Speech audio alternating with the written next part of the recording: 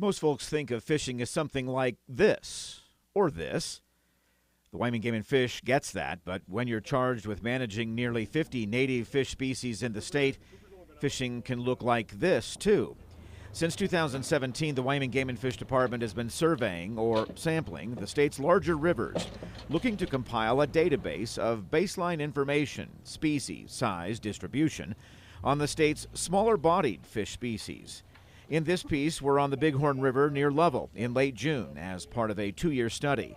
So why look for smaller fish like these? Let's let Game and Fish Biologist Kye Catlin explain it. The end goal of the project is to collect that baseline information, and then we'll try to figure out some long-term monitoring sites so we can continue to keep a tab on these small-bodied fish. Additionally, this project's looking at a huge free-flowing section of the Bighorn. It's 97 miles for this first season.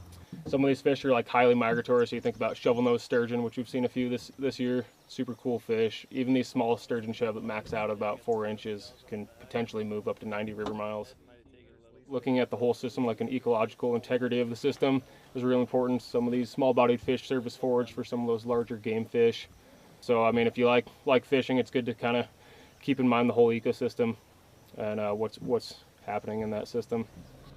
The project is set up on what's called temporal and spatial time scaling, meaning that biologists will be looking at fish distribution over time.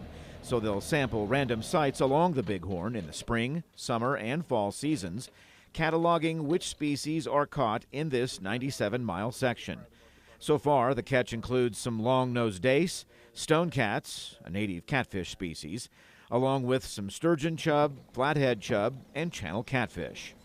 Many of these species are considered species of greatest conservation need in Wyoming.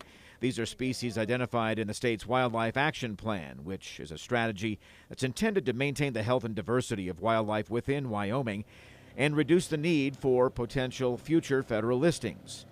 The entire project on the Bighorn River will reach about 137 miles from Wedding of the Waters, where the Wind River becomes the Bighorn River, and ending at the mouth of Bighorn Lake. This is Ray Hageman with the Wyoming Game and Fish Department.